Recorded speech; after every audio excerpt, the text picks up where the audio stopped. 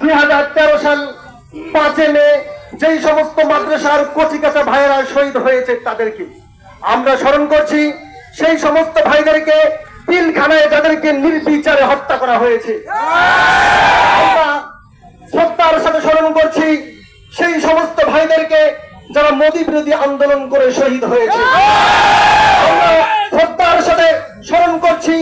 সেই সমস্ত ভাইদেরকে যারা ভাস্কর্য বিরোধী আন্দোলন করে জেল জুলুম নির্যাতন সহ্য করেছে। সংগ্রামী সাথী ও বন্ধুগণ, আমরা সকলে জানি এই দেশ থেকে যিনি স্বৈরাচারী শাসন প্রতিষ্ঠিত করেছিল, এই দেশের মধ্যে গণতন্ত্রের কবর দিয়ে যেই ব্যক্তিটি স্বৈরাচার তন্ত্র প্রতিষ্ঠা করেছিল তিনি দেশ থেকে ভেঙে গিয়েছে, দেশে তার কোন স্থান হয় নাই।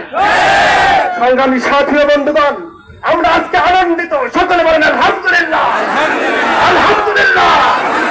সংগ্রামী সাথী ও বন্ধুগণ, এ পর্যায়ে আমাদের সামনে উদ্বোধনী বক্তব্য রাখবেন হযরত মাওলানা আলী হুসাইন হাফিজাহুল্লাহ, মহাসচিব হেফাজতুল ইসলাম বাংলাদেশ পাটগ্রাম শাখা।